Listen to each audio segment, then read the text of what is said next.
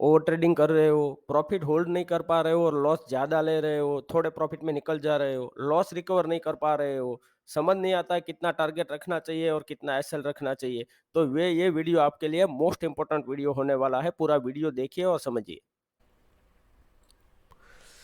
सबसे पहले आज हम ट्रेडिंग के बारे में समझेंगे कि कहाँ एग्जैक्टली हमारा इश्यू आ रहा है। उसके लिए आपको ट्रेडिंग में थोड़े रूल, थोड़े डिसिप्लिन को मैनेज करना पड़ेगा, वो आज हम समझेंगे।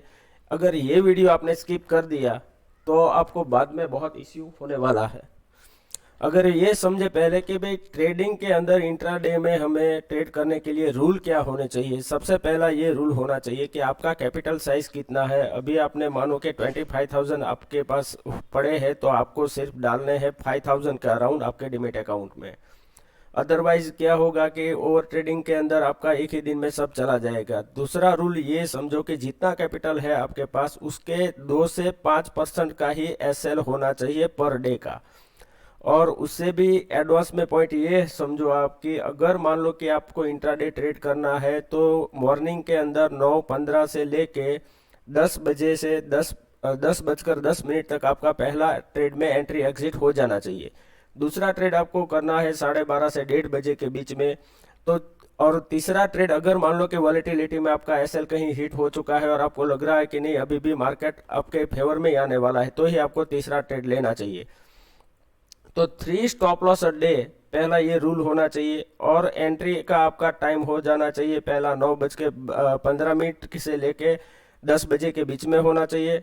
दूसरा ट्रेड होना चाहिए 12:30 से 1:30 बजे के बीच में होना चाहिए। अगर फिर भी आपको वॉलेटिलिटी में लगता है कि एसएल हिट हो चुका है तो एक और ट्रेड लेने के लिए आपको 20 के 30 पॉइंट का आपको max to max stop loss से तीसरा ट्रेड लेना चाहिए।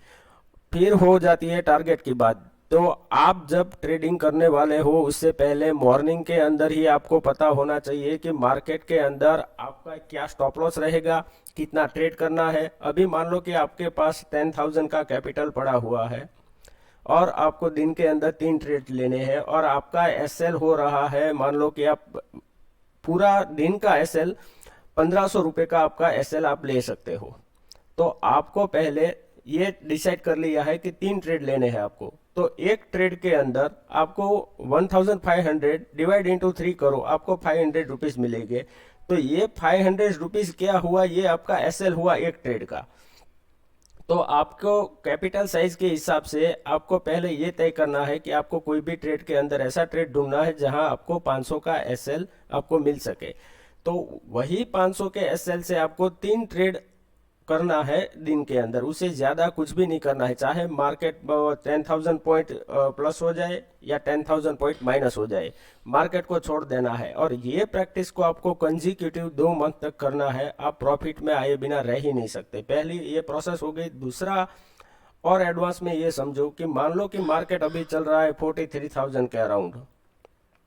आपने यहाँ से कोई भी कॉल बाई कर लिया है और मार्केट आपके रिवर्स में आ रहा है। तो आपने यहाँ से अगर पोजीशन साइज गलत ले लिया है तो अभी मान लो कि आपका लॉस चल रहा है 1,000। आपने होल्ड कर लिया कि भाई अभी 500 आएगा तो मैं निकल जाऊंगा। फिर ये लॉस हो जाएगा 1,500। फिर आप ये होप में बैठेंगे कि भाई अभी तो मार्केट इतना चला चला गया है, मैंने पुट बाय किया है तो अभी मार्केट और ज्यादा नहीं चढ़ेगा, अभी मैं इसको होल्ड ही कर लेता हूं। तो फिर ये 1,000 लॉस कभी आता नहीं, ये कैपिटल जीरो हो जाता है। 2,000 3,000 होके एक्सपायरी में आपका ये जो कैपिटल है वो जीरो हो जाता है।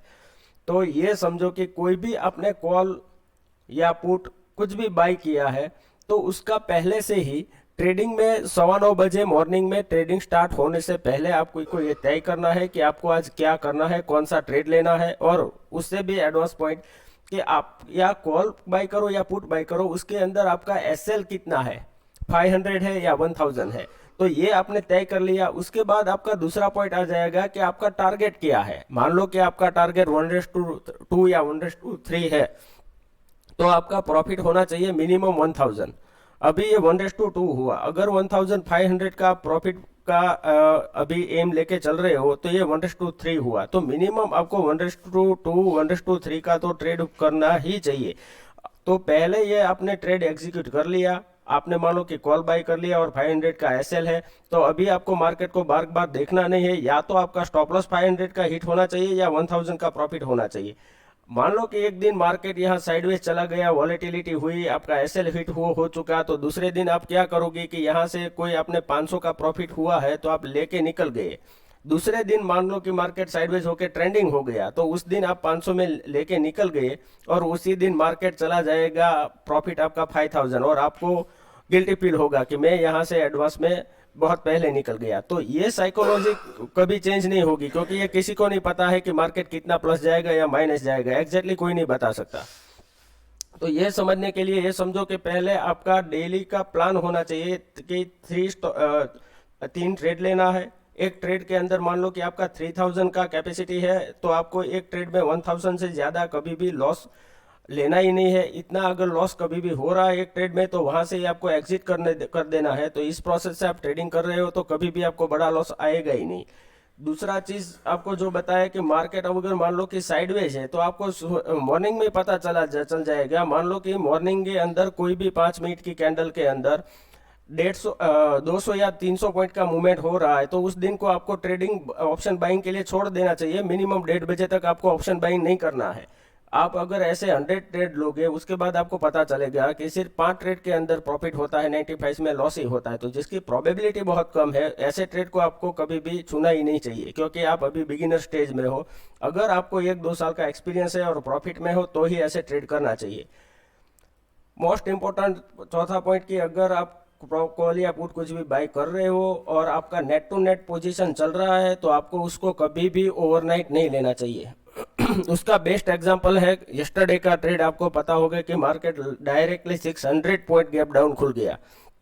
अभी आप मान लो कि आप कॉल लेके गए होते तो तुरंत आपका कैपिटल 50% ड्रॉ डाउन हो जाता। अगर अभी आपको इस 50% को रिकवर करने में 1 महीना, 2 महीना, 6 महीना लग जाएगा, और वो आपकी ट्रेडिंग साइकोलॉजी इतना खराब कर देगा कि आप कभी भी नेक्स्ट 2-3 महीने तक कभी भी प्रॉफिट में नहीं आ सकते। अगर बाई चांस आपने पुट ले लिया और प्रॉफिट हो गया, तो वो तुक्के की बात है, वो कोई ट्रेडिंग का साइकोलॉजी नहीं है। तो मिनिमम अगर आप नए ट्रेडर हो तो 6 मंथ के लिए कोई भी पोजीशन को ओवरनाइट मत ले जाए। ओवरनाइट पोजीशन कब ले जानी चाहिए? कॉल या पुट आपने कुछ भी मान लो कि बाई किया है 200 के अंदर, और वो चल रहा है अभी 3:30 बजे के मार्केट क्लोजिंग के टाइम पे 300 350 चल रहा है, तो ये पोजीशन के अंदर आप ऑलरेडी 100 से 150 पॉइंट अभी प्लस चल रहे हो, तो ऐसी पोजीशन को आप ओवरनाइट ले जा सकते हो। क्योंकि अगर मान लो कि मार्केट बाई चांस आपके फेवर में नहीं आ रहा है और रिटर्न जा रहा है, तो सबसे पहले उसको आपका ये 100 से 150 पॉइंट को उसको वाइप आउट करना पड़ेगा, उसके बाद आपको लॉस आएगा। तो कभी भी आपको नेट टू नेट की जो पोजीशन है उसको आपको ओवरनाइट लेके नहीं जाना है, तो कभी आपको बड़ा लॉस आ ही नहीं सकता। अगर आपको वीडियो अच्छा लगा है तो प्लीज़ कमेंट कीजिए, शेयर कीजिए, लाइक कीजिए, ताकि और ऐसे वीडियो आपके लिए बनाता रहूँ। Thank you very much.